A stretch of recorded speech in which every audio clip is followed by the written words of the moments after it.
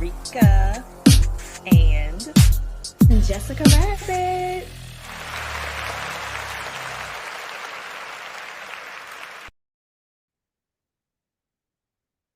Welcome back to another episode of Soul Healer Podcast. It's your girl Rika and Jessicarabbit. Hey. Well, we are back, and I know we talked about doing the hot seat questions and getting to know us a little better for this episode, but oh my gosh, did you guys know that they leaked the last 2 power episodes? I didn't know. You know, your girl had to show me. Well, I don't know where she at. Wherever she is. She always finding out the tea. And she was like, oh, here we go. Here go to episodes. Here go to episodes. Oh, damn, I just gave you away. Don't come looking for her. Somebody else sent it to her. Yeah, it was on Black Twitter. Come looking for Black Twitter. Black Twitter has everything. I did what I did, you know. I was like, oh, here we go. She really needs to be somewhere with whoever got the tea, because she be the first to know the words on the street. She know everything. That's like Sheree on Housewives. She the bone collector. She got everything you need to know. So yes, we saw the last 2 episodes of Power. And my husband said, don't be giving it away on the podcast. But spoiler alert. Spoiler alert. I know y'all watched it too. Yes, girl. Oh my gosh. We did. We know y'all did. Stop playing. Y'all know y'all did. But I saw this TikTok and Sax was like, yeah, I leaked it. You want to kill me off? I had good 15 more seasons in me. Oh, so now I'm leak every episode from now on. I was like, you know what? Like he dropped the sex tape. But yes, what did you think? Tasha is back.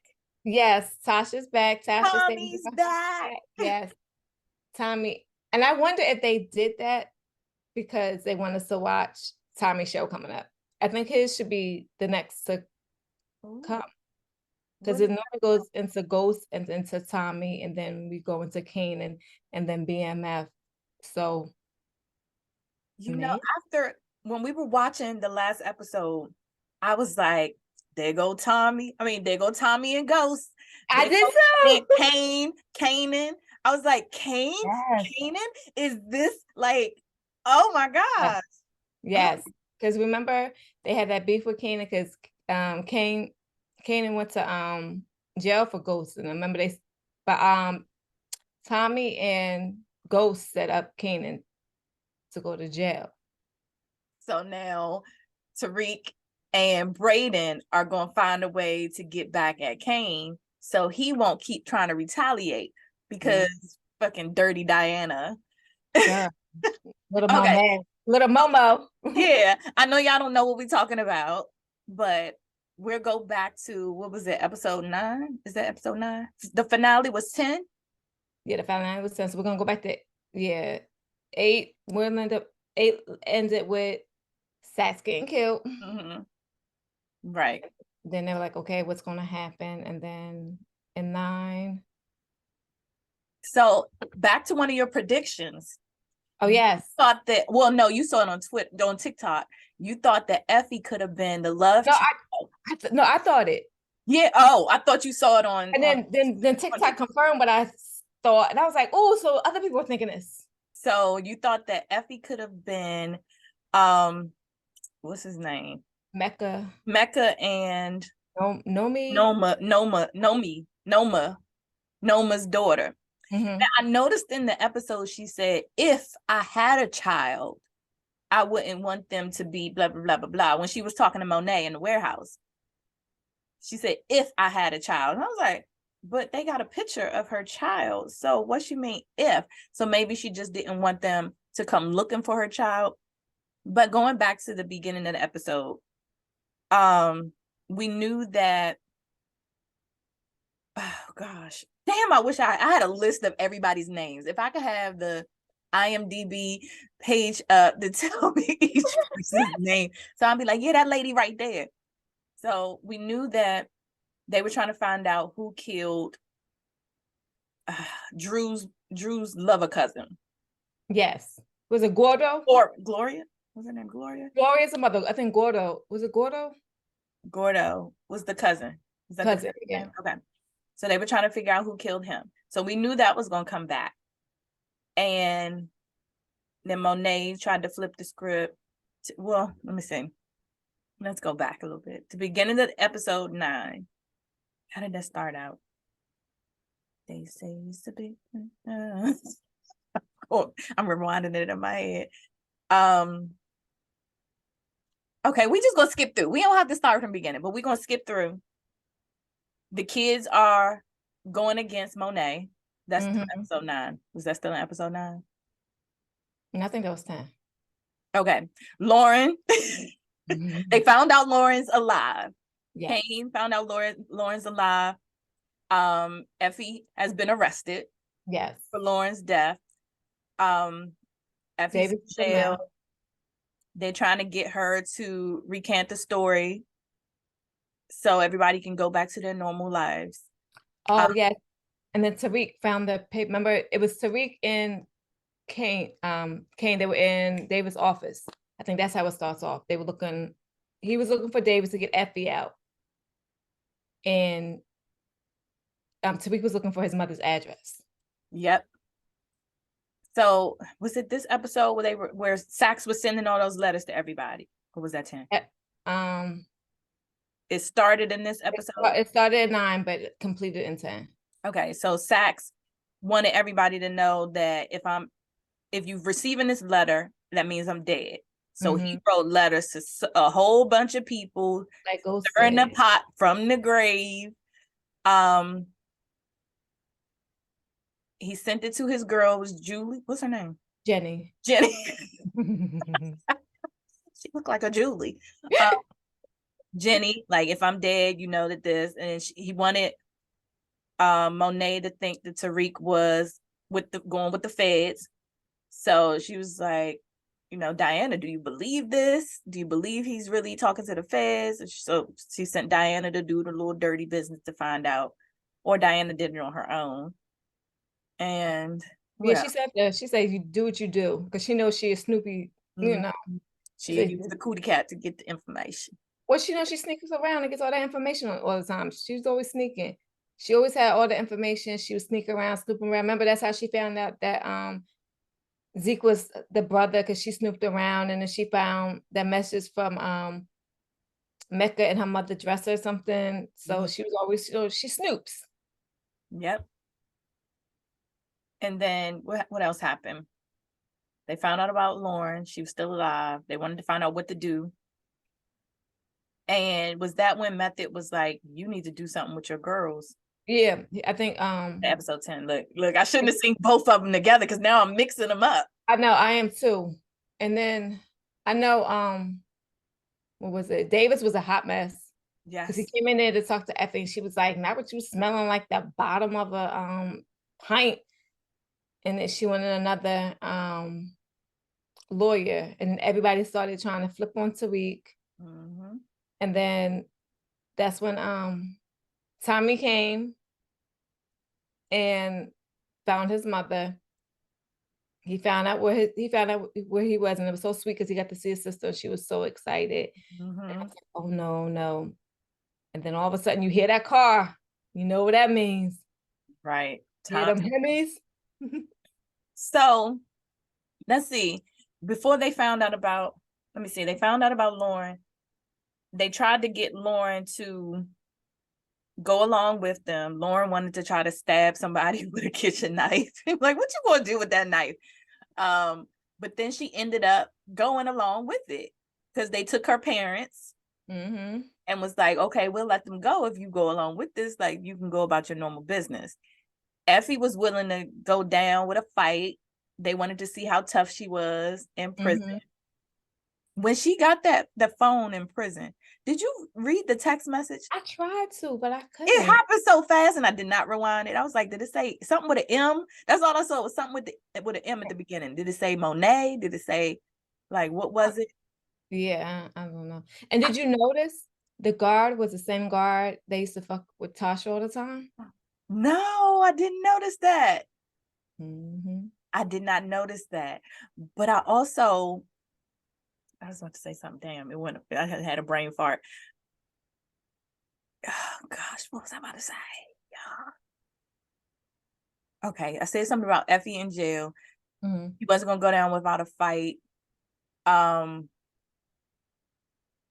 When they said Monet told him about it, in my mind, I'm like, Monet ain't gonna tell Tommy where his, like, that just didn't make sense to me. That Monet was gonna tell Tommy about something. I'm like, how does she even know Tommy? The letter. About Tommy. So yeah, she got the letter, but I still didn't think Monet did that. I was like, who could they have thought was Monet? And I didn't realize Diana with the fucking red wig on. Because she said, yeah, because she said, tell her Monet to Ada. So she wanted it to be known because she's like, well, some girl named Monique, something. And then he put 2 and 2 together. And on the episode where Tariq got knocked out, I was sitting there like, he got hit in the head. And then my husband was like, no, he got shot. He got shot. I was like, no, somebody came behind him and hit him in the head. You didn't see that? And I was like, it couldn't have been his mother and fucking Tasha. Hit him in the back of the head. With Tasha. And then, because when he called, oh girl, I remember her name. And then, was it Monique?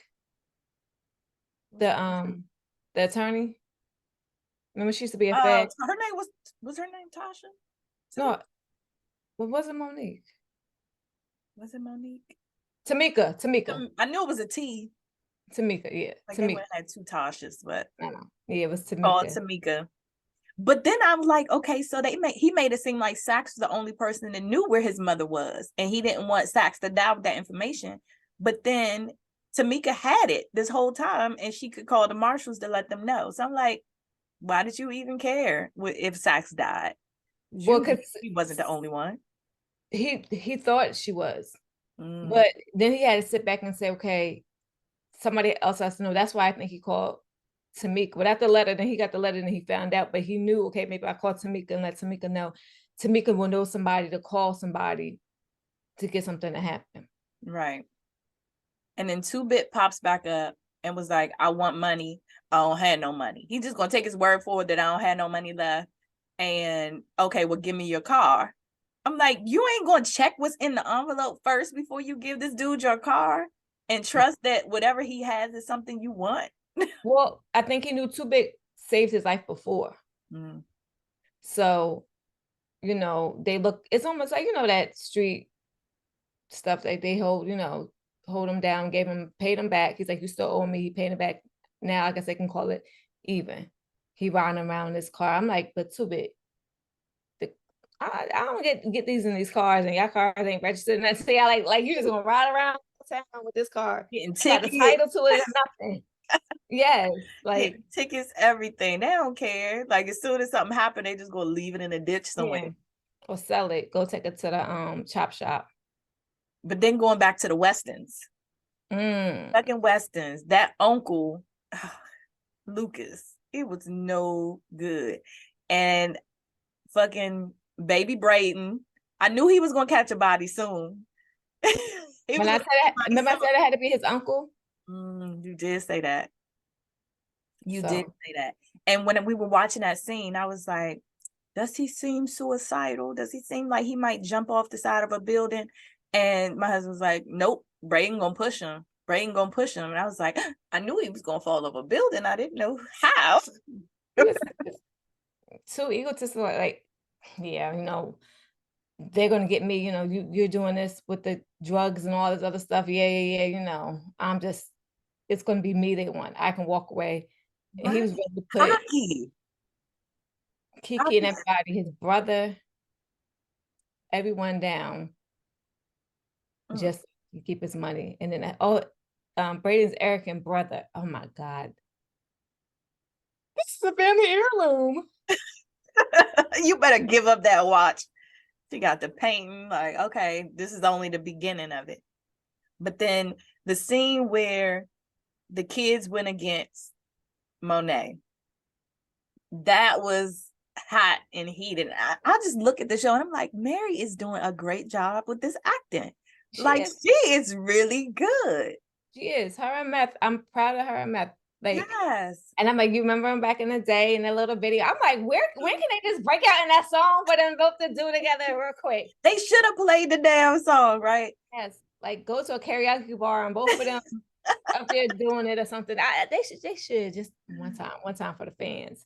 Yeah. But no, she's doing good with it. And then what else I was gonna say about that? Then Gloria told Drew that it was it was his mom.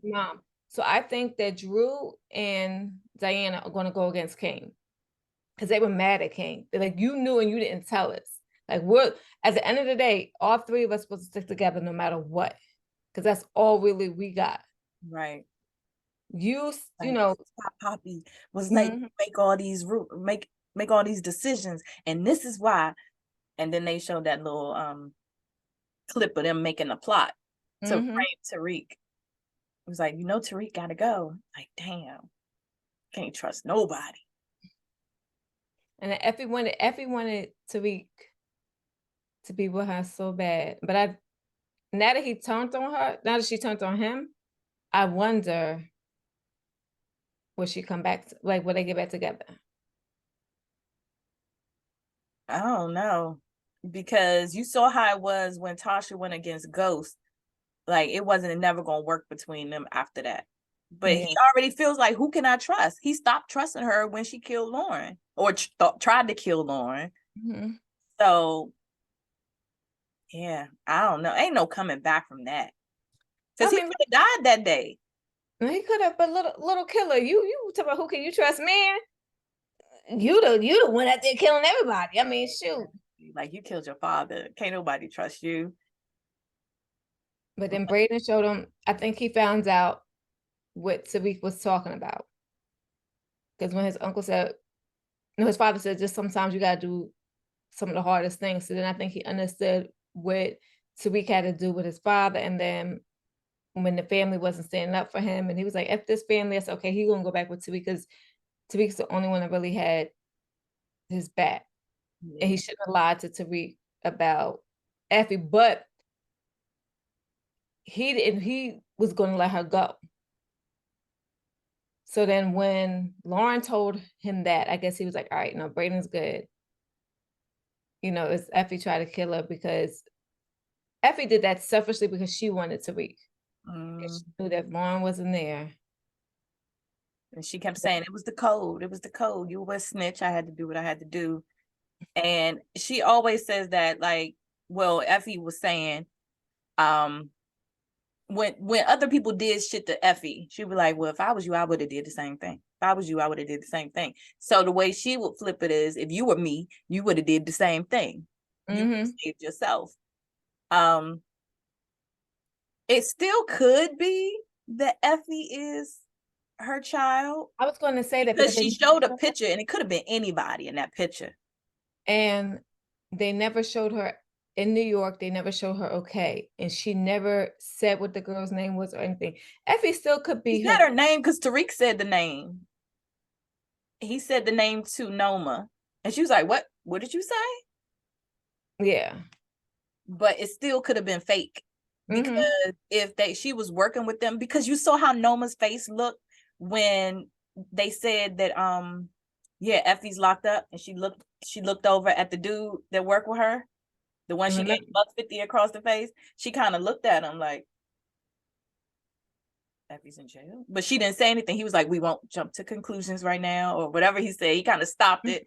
I was like, I really think that that's her child. And also, when she said she kept trying to reach her lawyer, but never could get. Like, who's her lawyer? Who's her lawyer? I was waiting for one of Noma people to come up there and say, Noma sent me, but it never happened. I'm like, who is your lawyer? And then I was like, okay, so Zeke was Monet's son, so he was messing with her way back then, because they're all around the same age. So that's probably why she was pissed too at Monet, because it's like, okay, how is he doing all this with me? But with you, he had a child, so he was up here playing a whole other family. And so how was that going to work? How was he going to run away with Monet and his son and no one come after them? I noticed that Monet doesn't make the brightest of sons. The only bright one she got is Drew. Is he? Is he really bright? Like, brighter than the other two in public. Oh, I know. He's just a fool in love. Yeah. She don't make the brightest of well, Diana. Yeah. Yeah, that's a tough one. Because I mean, they try to keep Diana sheltered, but and then when Monet laid the game, I was like, yeah, I said the father was no better. I know parents like that. I've known parents that try to make one parent look bad, but then turn around and do something just like them as well. And you're like, hold up, you just kicked this person's back in, but you now just doing the same thing they're doing. So when she broke it down to them, it made it like, yeah, both of your parents really didn't care. Exactly. And then it always, I thought about too, when she wanted to change the whole plan of killing her mother. When she said, I love you. It reminded me of Eve's Bayou. Remember, I don't want to kill him. I don't want to kill him. I don't want to kill him. You can't, once you throw that out there, you can't take that back. So spoken words are something that you cannot take back. So that's a lesson. Don't go out there wishing death on nobody, wishing something, because when it happens, and you're like, oh shoot, why did I say that? Why did I do that? Exactly. Yep. And she could have been killed in that damn car too, even though she didn't expect somebody else to come up and start shooting. But you putting yourself in a line of fire too, making a plan like that. Yes. Tyreek could have missed and killed you too. Or not killed you because she's not dead, but you could have got hit too. Which brings me back to my whole speculation on Biggie and Puffy and Suge and Tupac. What's that? I always said that Puffy had something to do with Biggie getting killed. And deep down in my senses that I have, my intuitions, is telling me he had something to do with it. And I think Suge had something to do with Tupac. They're both money hungry. They're making more money in death than they did in life. That's like that speculation they tried to say that Beyonce has something to do with Aaliyah. I believe that as well. Yeah. Because Jay-Z is wrapped up into it too. Also, I have speculation that Jay-Z has something to do with the whole surviving R. Kelly. Really? Because after the tour and he messed up that money, they ran to Angie Martinez to tell the story. I told y'all she be knowing all this shit. So all of a sudden, she's so street. Surviving R. Kelly came out. And he played Jay-Z. I mean, Jay-Z lose all that money from the tour. Ooh, child. And then also remember, Jay-Z had it out with Dame. Aaliyah was out. Jay-Z also wanted Aaliyah, but Dame got her. Jay-Z would never be who he was. And I think Jay-Z may have had his hands in the pot too with Tupac and Biggie, because he would never be who he was until those two were out. Aaliyah, and then Beyonce would never be who she was without Aaliyah being out. And they all ended up working together. And then I know your secret, you know, my secret is we just end up being together. We'll be the most powerful couple. Those are just my theories. I don't know. I had some tea. I'm just sitting back listening. I'm just sitting back listening. You know, I told you our little gerbil starts rolling on that wheel, and my little. Like, and this is connected to this and this and this. I tell y'all, she can predict when a baby coming though. So, I can't. I got two predictions. I got two predictions. I don't know. But back to power with the final episode. So please, hey, if you already listening now, we done talked about it enough. But the final episode, Tommy's back. Tasha's back. 2 bits pack. 2 bits pack. 2 bits back. We have all of these people back. Oh, Hey, it's shot. And then Angela's Angela's nephew. I forgot she said her nephew. Yeah. So she came up there. She's like, Papi, you doing? I'm so glad. Auntie Angela was so. I was like, oh my God, that's her nephew. Yes. So they're all and then the letter. together. I wonder what the letter said, because I was looking at him. I was like, was he helping with the case against Tariq? Yes. That was the guy that was working with the two ladies, or yes, that was the one that went into the garbage that got that was dressed up like a homeless person. Mm-hmm. Okay, because when I saw her, I was like, she looked familiar. And then my husband was like, Angela's sister was like, yes, that's her. That's her. Yes. But she handed him the letter. That shit wasn't sealed. Did you notice that the letter was not closed? So she read that shit. She knew exactly what it was about.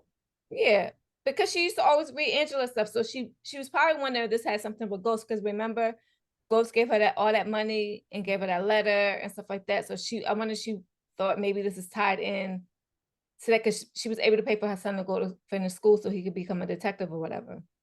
So I'm wondering if she gave him that letter before he got on that case. Like, I don't know the timelines of when everybody got their letters. Well, Sachs was dead. So yeah, he was already working on the case.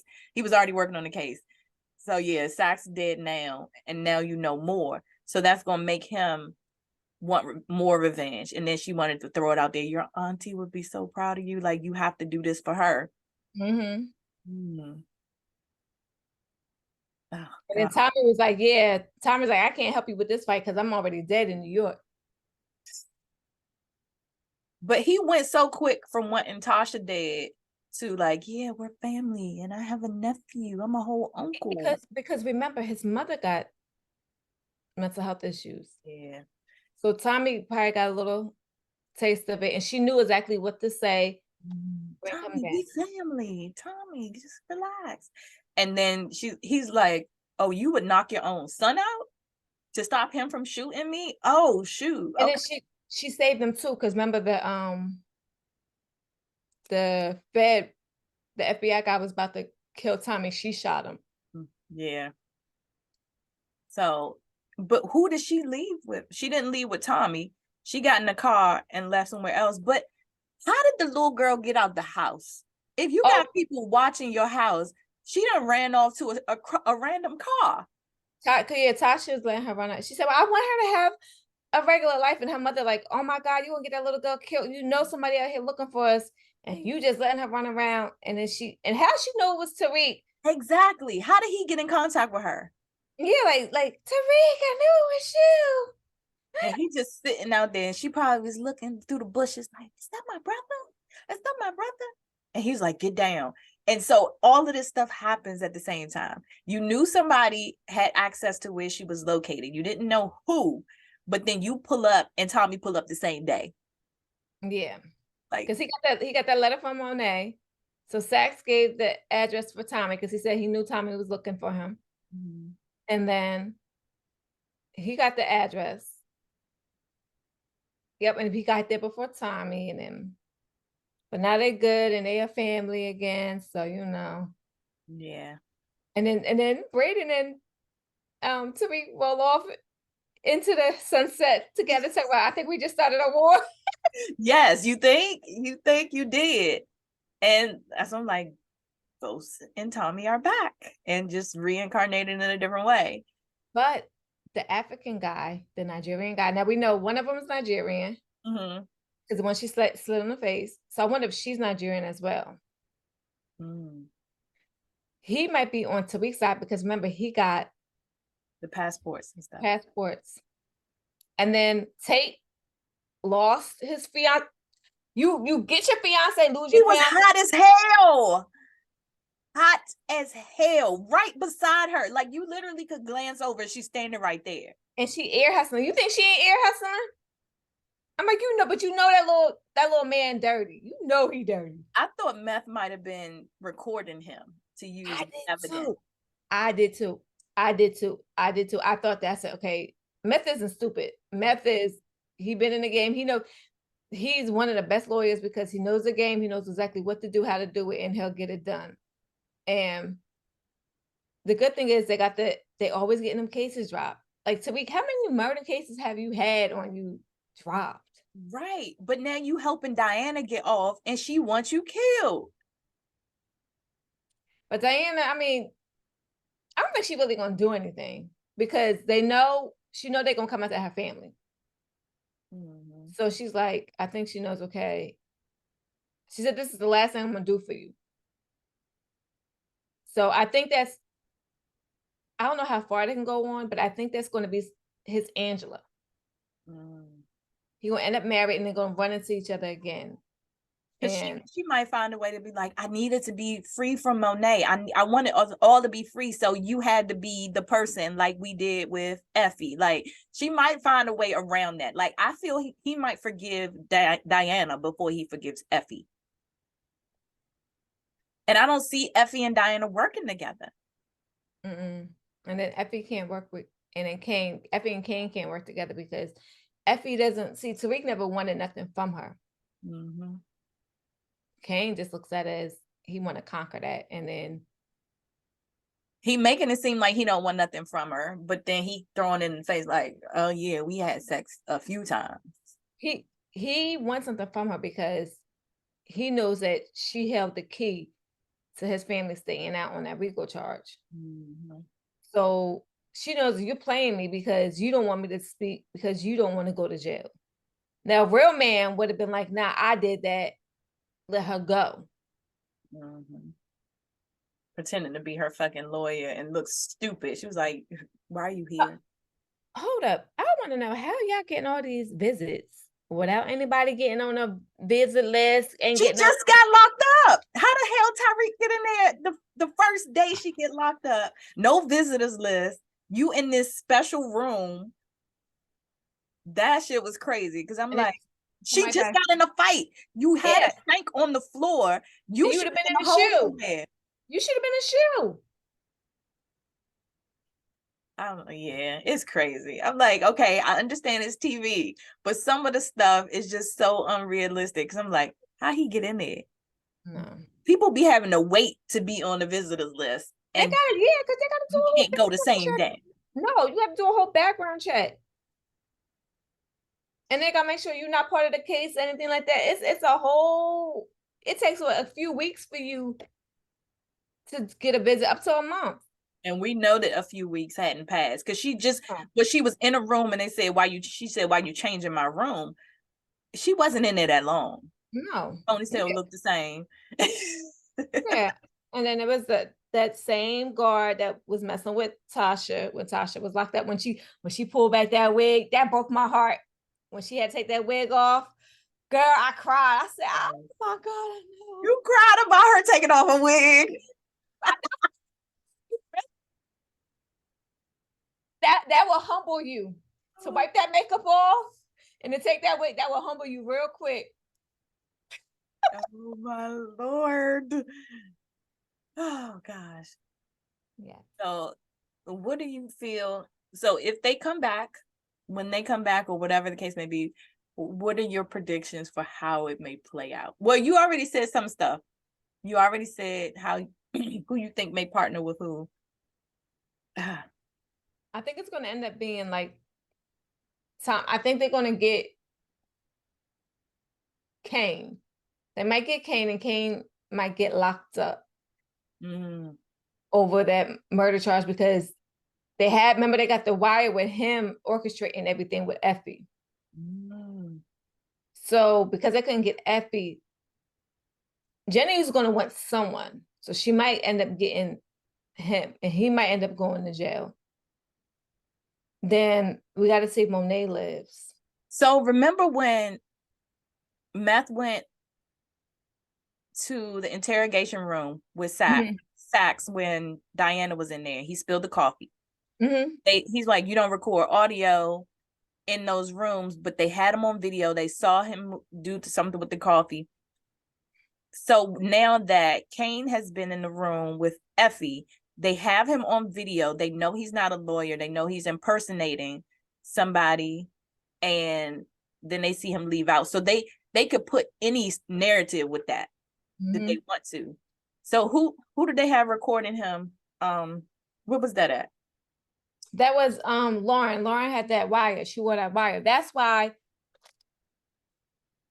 Kane was going so hard about that wire. It wasn't because of, she got you FB'd up. No, you're on that wire saying she gotta go. So you're trying to save your butt. And I think that's what Effie sees. Effie's like, don't try to romance me and try to get me, wrapped around your little finger, because once some girls get some, they all about that man. No, that's not Effie. She knows in the back of your head that you're doing this for yourself. And Tariq was the only one. And she could, and then that's why I said maybe they'll get back together, because she'll say, I saw that you were really meant, you were doing this for me. Like, he was like, where you going? And he was playing with her. He wasn't like really being nasty with her. She just took it like that. Yeah. I'm gonna go figure it out for myself, like I always do, whatever she said, and then walked away. Yeah. I guess we will see.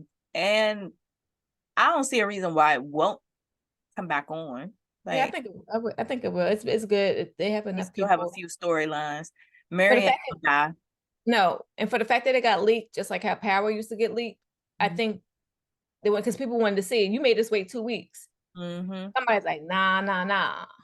You're making me. Because I was talking to my husband. I was like, do you think they're going to change the ending? He was like, it's already recorded. I was like, but they do record other alternate endings just in case this happens. So I'm still going to tune in to see if episode 9 or 10 does change. Yeah. And then Sax was saying on the TikTok video, he was saying that it does mess with the network, or like when stuff gets leaked. How did he say it? When stuff gets leaked, they got to find out who did it. The network takes a hit for that. But the network could have plotted that shit too. They could have put out the wrong one. They could have put out, we had 2 endings. We just want to see, because people are still going to tune in to see. Some people don't want to watch. Or some people are like, nah, I'm not going to watch. And some people watch and then go, okay, let me watch anyway, just to see what happens. Well, we'll see. I don't know. But Brayden, I think he's done with his family. Yep. And they gonna cut him off. He gonna have to get the street money, because he ain't gonna have no more family money. The family ain't gonna have no money after paying all these people back. Yeah, Uncle. And then I'm just gonna have to do.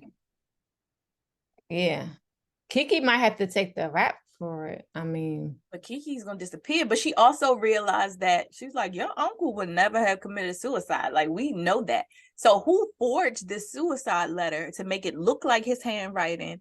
Or did they just type it up and then sign it? Like, knowing Brayden, how smart he is, they typed up a letter.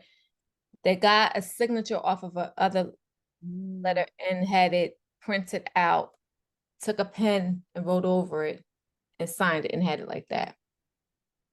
You can tell who used to forge letters, right? I used to. I don't know. But yeah, she was like, I'm gonna be flying out in coach, and all this other stuff. So it's gonna look like she's running. So they might have to make her. She gonna end up on that phone with Louis. Oh man! Oh shoot! With Louis, no. Okay, well, I guess we will see when the episodes come out, if they are exactly the same, if they change it up a little bit, and then I guess we'll see what Tommy, what is that one called though, the one with Tommy? That's a good question. The Book of Tommy. I don't know. I guess we'll see. We'll see. You guys let us know if you saw the episodes and what you thought about it. If you thought that it was going to play out this way, if you thought it was going to play out a totally different way. But before we end this episode, we talked about it. And I'm going to ask a few questions. And I'll answer them too. So I'm going to ask you some questions, girl. You ready? Yes, I'm ready. It's called Force. Power Book 4 Force. Okay. So Tommy is Force. Okay. So yeah. I'm looking forward to seeing that. I hope it's interesting. I do. It was all right. Last season was, but hopefully it'll get better. I love Tommy, so I'm gonna watch it because I'm here for Tommy. So okay. And he interacted with me on Twitter, so I was like, "Hey, Are you serious? yes, I was such a fan." I was like, "Oh my god, he tweeted that to me." Okay, that's your friend. Y'all Yeah, friends. girl. All right. So let's get to some of these questions. We won't be Okay. on this topic for long, but let's ask a few questions just to see what you have to say. Okay. So you're in the hot seat. Welcome to the hot seat. Okay. Okay. So my first question is, are you good at communicating your feelings, needs, desires, and sexual fantasies? And I can give you an example, like a scenario. Okay. If you feel unloved or needing more help with the kids, desire to change your job, or fantasy of a threesome, would you be good at communicating those things? Or do you just kind of brush it off? I probably brush it off. I don't ask for help until I am I'm like underwhelmed like this. Like so. Yeah, I don't I keep pushing, pushing, pushing, pushing. And then finally, when I ask for help, I need help because I don't ask for help. Okay. Sexual stuff, it depends. Like, see, sometimes I don't want to feel judged. So I may not say some stuff and be like, oh, well, that's your husband. I'm like, yeah, but But you quick to say if he ain't come hard enough. You ain't come hard enough. You sure you but you will say it after the fact, but not like yeah, not. Yeah, mm. so. What about you? I would say I'm an over communicator. I'm the type of person that I'll give disclosures before I say what I want to say, and then I'll still have something to say after the fact. So I'm just like, closed mouths don't get fed. Or, well, maybe because I can't say I've always been that way, because maybe in the past I avoided saying things to avoid conflict or confrontation. I walked around on eggshells and I knew what that felt like, even as a kid being dismissed or my dad being like, are you done yet? Because I would be saying so much and I'm like, maybe I should just stop. But yeah, I will be like, hey, what's up? You trying to, hey, you think she cute? You want to, but I also be like, I used to be passive aggressive. So I would expect people to read in between the lines. I'm like, oh, all these dishes in the sink. If y'all don't want bugs and stuff in the house, then somebody's gonna need to do something about it. And I'm like, why don't you just say exactly what you want done? So Yeah, now I'll say it, or I'll write it on a little white on the board on the refrigerator or something. This person has dishes this week. This is coming up on this day. So yeah, I think I over communicate. well, so I'm trying to do that a little bit more now, though. I'm letting the girls do their chores, and I've been. Whose turn was it to do the kitchen? The kitchen wasn't done, so y'all need to get in there and get the kitchen done. So I'm starting to do that a little bit more. So it's helping me. Y'all want me to cook on time? Well, this kitchen got to be clean in order for me to cook. So that has been helping. I did laundry, and there's 3 baskets of laundry. I said I need y'all to fold it. They didn't fold it. It's still sitting there.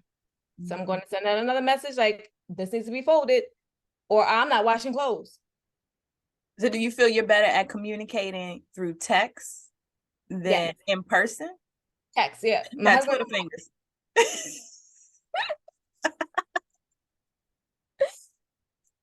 We learned that in arguments we start texting because then nobody can cut you off.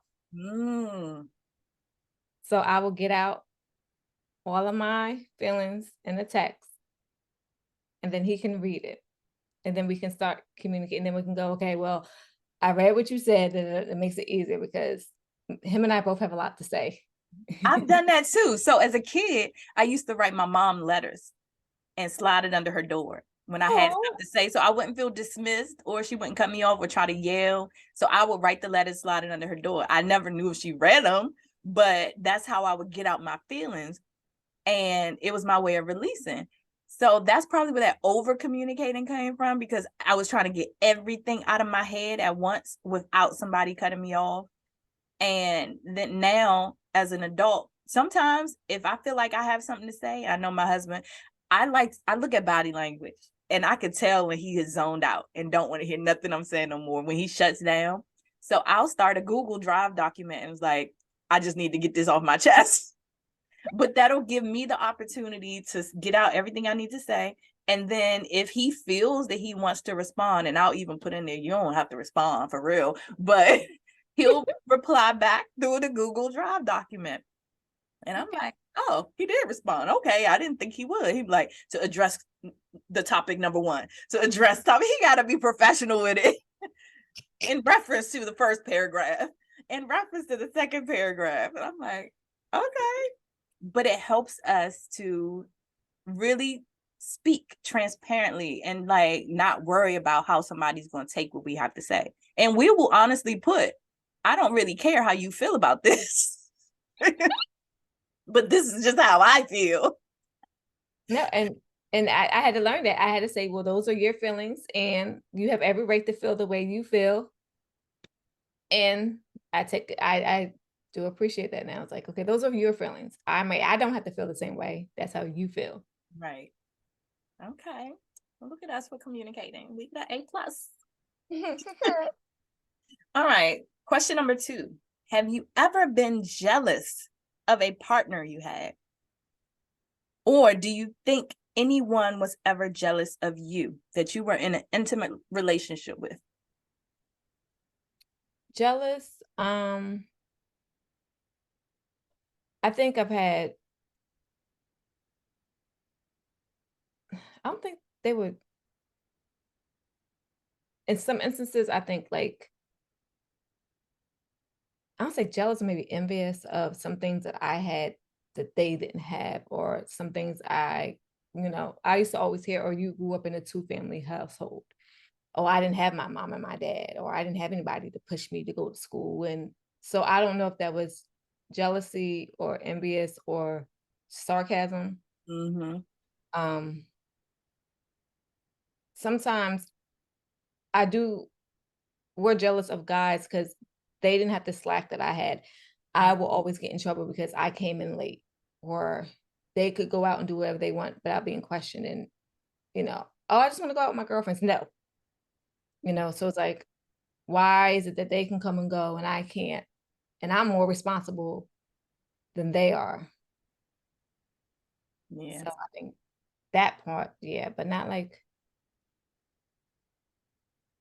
for what they had, or, You think anybody was ever jealous of you?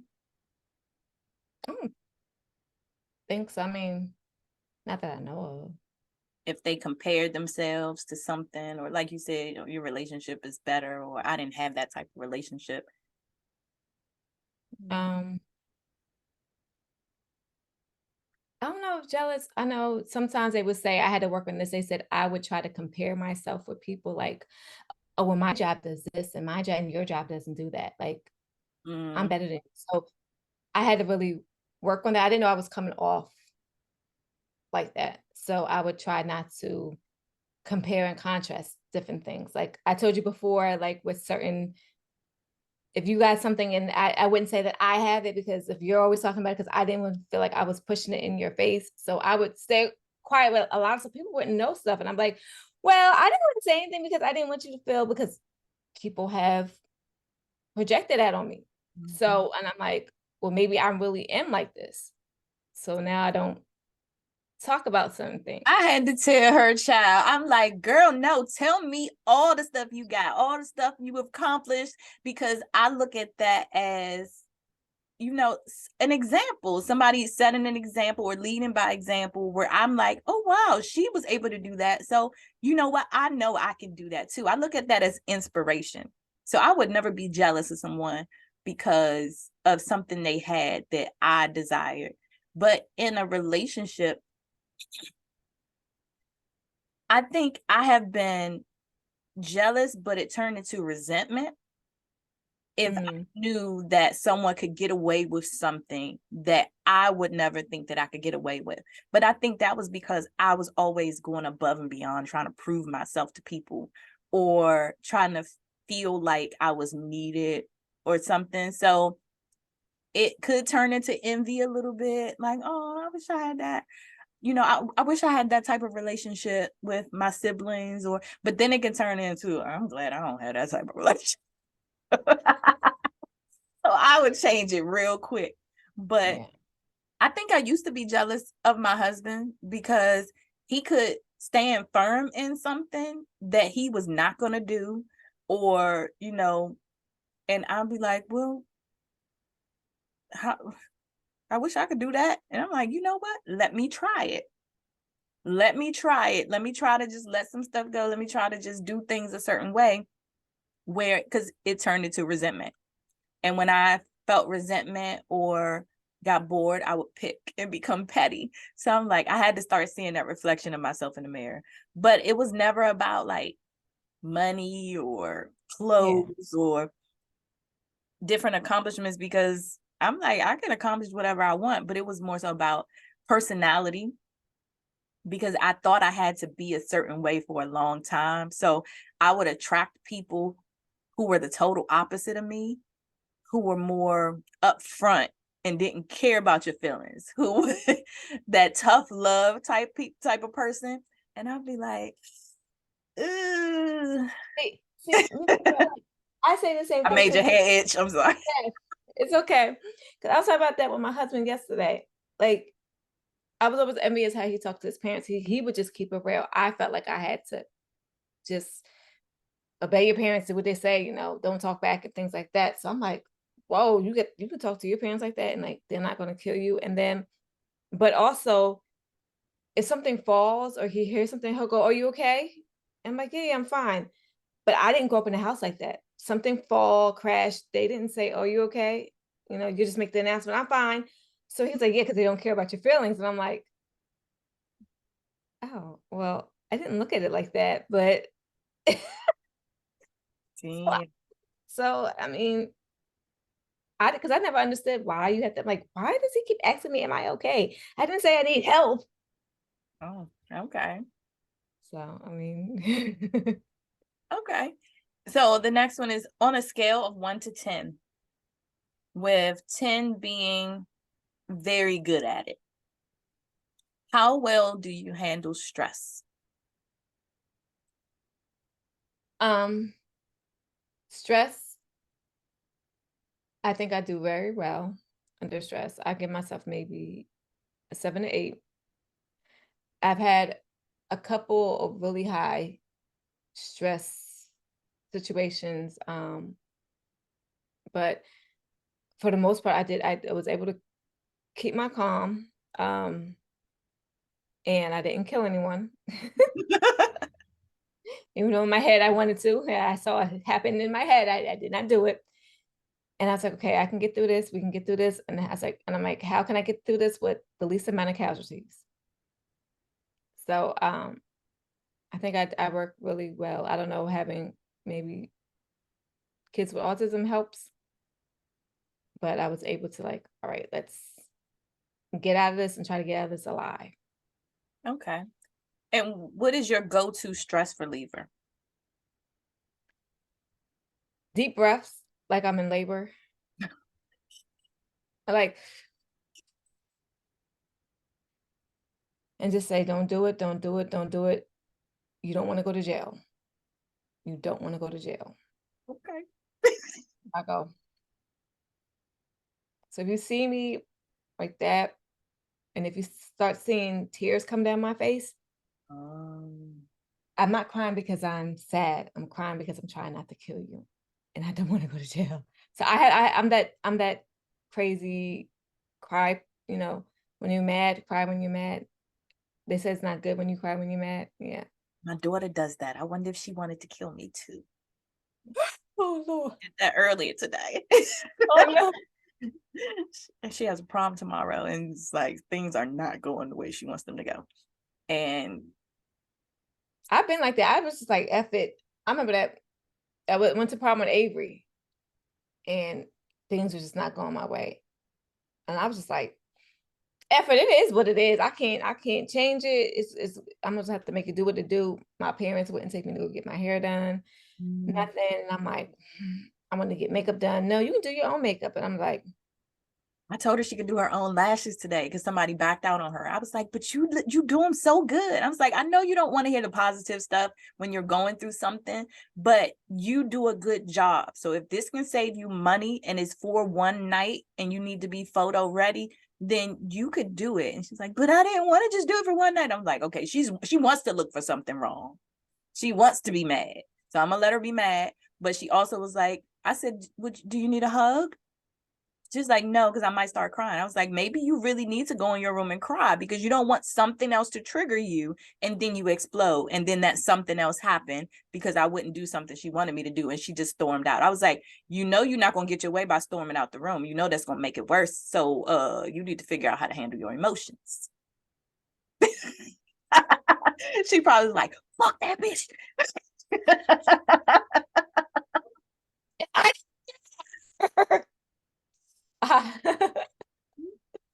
yeah. With me, with stress, I think I'm at I say about an 8 or a 9. I have tools. I have things that I can do if I'm feeling stressed. Sometimes that shit don't work. Sometimes it don't work. So like the past 2 nights, I don't know what has been making me stressed. It's just other people's stuff, I think. Other people's stuff that I'm trying to help with or I really don't want to help with and I'm trying to, be the best I can with it. And then I've been making a dress for the past 2 days. So I think the stress on my body more so by being in weird positions, sitting in a hard ass chair and stuff like that. So I went straight to this BC powder, this powder aspirin, but it's to help you sleep. So it's to help with pain and sleep. So it's very rare that I go to medicine, but I haven't been smoking. So I was like, okay, I can just take a little aspirin and then go to bed. But I'll meditate. Sewing is meditative for me or helps to relieve stress. Painting, doing my hair. I'm trying to leave this in for a minute, so I'm not trying to do my hair. But I have some different go-to things when my other tools aren't working for handling stress. I clean and like I deep clean. You can come clean my house. I get like and then sometimes and I remember one time my husband pissed me off because we were having the housewarming and I needed these boxes moved and he didn't want to move them. And he pissed me off. So I did it myself with my son. And he was just like, Bubba was just like, oh my God. And I'm like, just help me. So he helped me and my husband said, oh, it looks nice. I said, you pissed me off. So I would do this. And he said, yeah, I know what to do sometimes. He knows like, and I'll start like deep cleaning everything. And I'm just like telling him off while I'm cleaning and it's like, everything's all sparkling. He goes, wow, look at this. I'm like, you knew what the hell you were doing. And in the middle of it, I'm like, he pissed me off to get me to do this. But then I know I got to get it finished because if I don't do it, it's not going to get done. And it's not going to be done the way I want it done. So. Okay. So cleaning, breathing, and not. I throw things. You throw things. Do you like stuff that could break? Whatever in arm reach. Yeah. And that's not good. And I can get violent. And at times I go, I bet you that's where my kids get if I'm. Oh gosh. So yeah, that made me think sorry, of another stress reliever. Well, I have a heavy bag in my laundry room. So sometimes when all of us we in our feelings, we might go punch the heavy bag, or if we want to feel the pain a little bit, we won't put the gloves on. But I have this song that I like to listen to by Lil Wayne called Drop the World. Damn, what's going on with my throat chakra? I'm telling all my secrets. drop the world. And he's like, I'm gonna pick the world up and I'm gonna drop it on your fucking head. And I will blast it so loud. And now that I have a new car, so now that I have my convertible, I'm like, I'm gonna let the whole world hear this song so they can get out whatever they feeling right now. But yeah, listening to real hype songs that got a lot of cussing, that's real ratchet, I would do that, or punch the punching bag. My son used to break stuff when he would get angry. So I'm like, okay, nobody ever taught me how to deal with anger. So if he's breaking stuff that he ain't paid for, how can I help him with that and then help my inner child at the same time? So we have old laptops and stuff that's broken, that's just sitting somewhere collecting dust. I'm like, hey, you go get your hammer, I'll get the crowbar, and we go break this. We got alphabets and shit flying all over the backyard.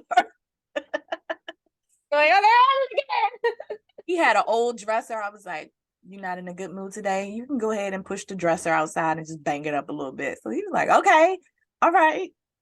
So yeah, it's a couple of different stress relievers that we have when it gets to that point.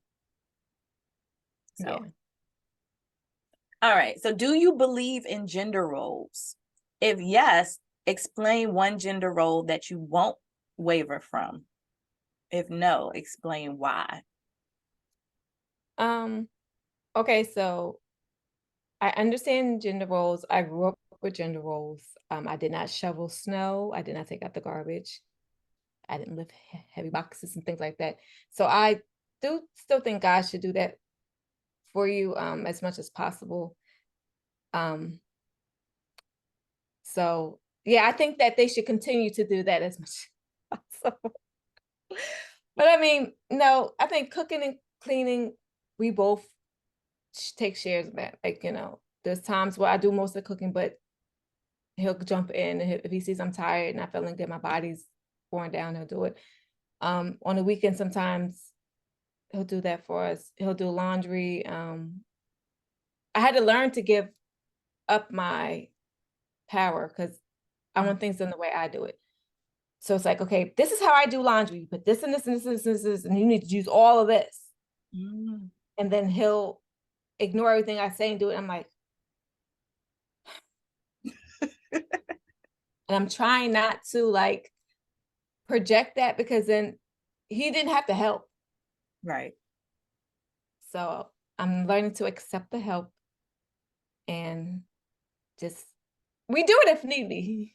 Okay. So do you teach your kids about gender roles, or do you give certain things to your daughters that you wouldn't give to your son, or certain things for your son that you wouldn't give to your daughters, even with the autism? But like the girls, I still have them get their trash together. Christopher, I still make Baba do his stuff. And no, I make them all equally help out in some way. Because I think everybody needs to know how to do it in order to survive. You need to know how to figure out how to pick up a box, figure out how to move stuff, how to get things done so that when you have to do it, you're not going to have to rely on a man or a woman to do so. I want you to be able to be independent as much as possible. Right. So with me, I guess I'm kind of half and half. I don't really believe in gender roles, but now that I'm older, I want to experience some of them, because my mom was a single mother, so she did a lot. She was the man and the woman of the house, and I saw that with my grandmother and my great grandmother. So it's like, just because you know how to open the jar doesn't mean you have to do it. It's like, just because you know how to fix stuff doesn't mean you have to do it. But me, I like to experience things. So I want to experience all types of stuff. And I never want my husband to feel like he has to do certain things. Like, I'll be the person in the house that wants to fix stuff. He'd be like, let's pay somebody to do it. I'm like, we could do this. He'd be like, shit, I'm not doing that. I will change my oil. I will fix the dryer. I will snake the sink. So like, that's just me. But now I'm to the point where I'm like, my body hurts. Why am I doing this? Like, let me at least ask for help, or let me ask if we could do it together. I will take out the trash if it's full. I won't just sit around and wait for somebody else to do it. But now that I have kids, I want them to understand, like, it's not just your sister's place to clean the bathroom. You clean the bathroom if you use it too. These are just some rules of the house. It doesn't matter who does them. It just still needs to get done. My son is like, well, I did this and you should do that. I'm like, no, we're not doing that. I didn't ask to be the dishwasher. No. But now I'm teaching him, like, open the door for a woman. He's like, but you were standing right there in front of it. And I'm like, no, I'm not touching it. But I was never taught that a man is supposed to open the door for a woman. That's not how I grew up. Okay. So now that I have a husband that does it and I don't have to ask him to do it, I'm like, I'm going to sit back and let them open the door for me. I never knew that a man should walk on the outside of the street, on the curb. I didn't know that stuff. So now my son is like, go ahead. He's just like, why? I don't want to get hit.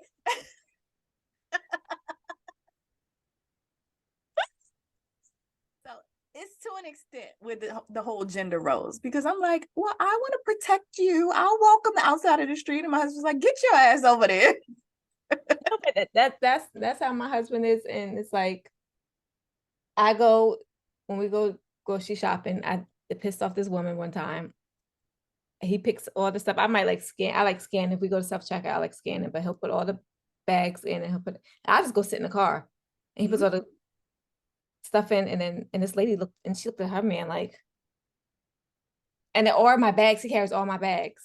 So the woman, when I go to the mall, I have my pocketbook and my phone. I don't carry nothing. I'll give him my pocketbook if I wanted to. Yeah, and then sound like my grandmother. She handed me this bags, and I said, oh, that goes to him. So you believe the man should be passed the check? He should carry the bags?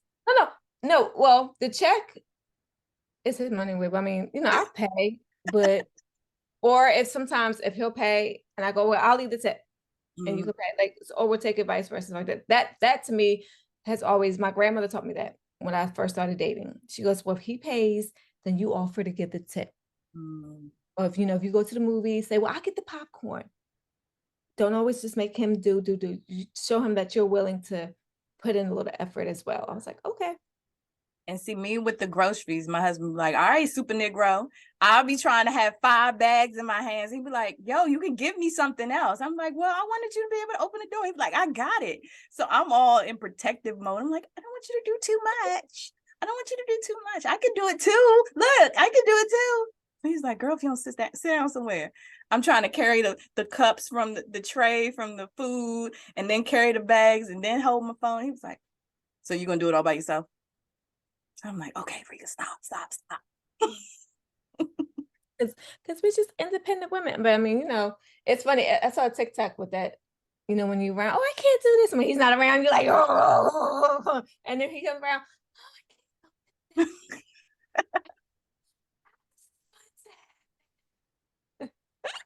All right, the last question, and then we're going to get up out of here.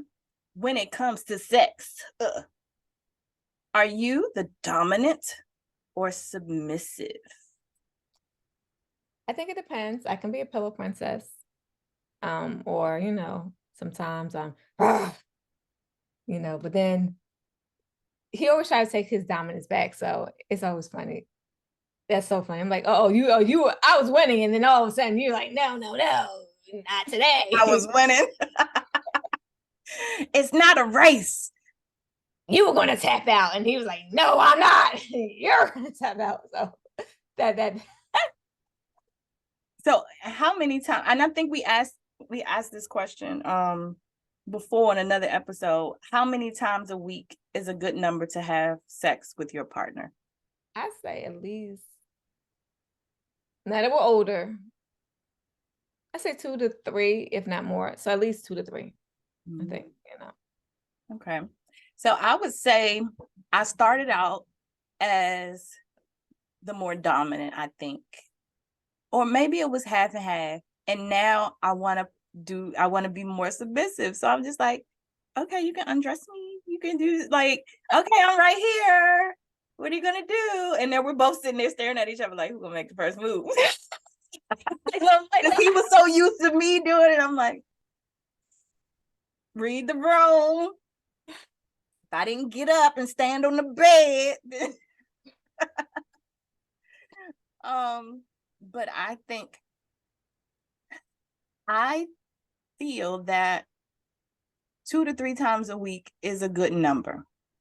Now, does that happen?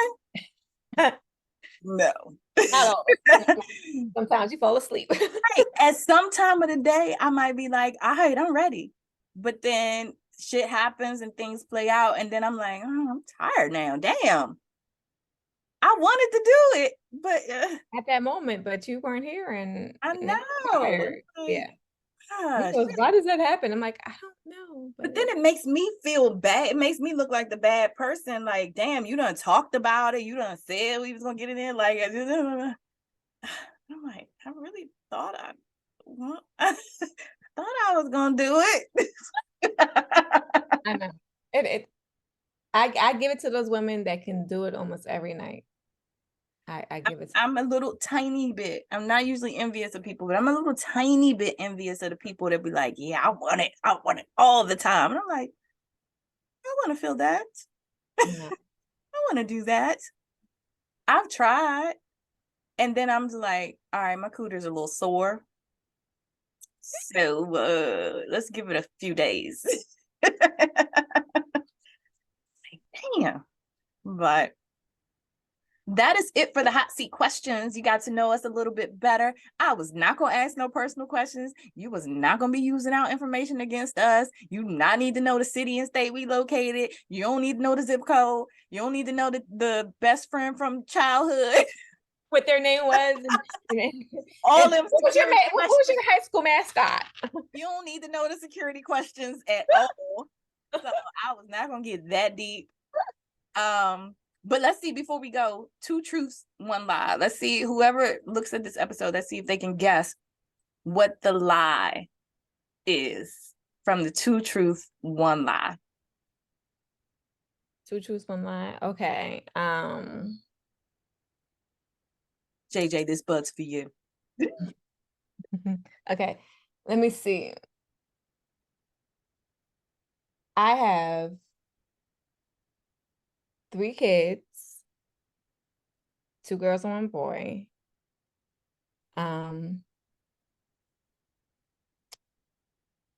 I had my own room when I went to college, and I was married twice.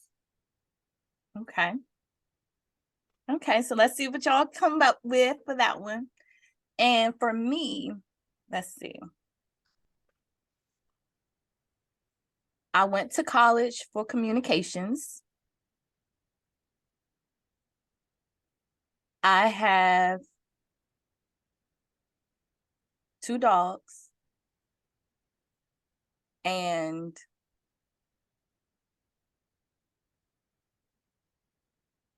I purchased myself a BMW for my birthday. So we'll see. Let us know. But until next time, we will see you and speak with you later. Bye.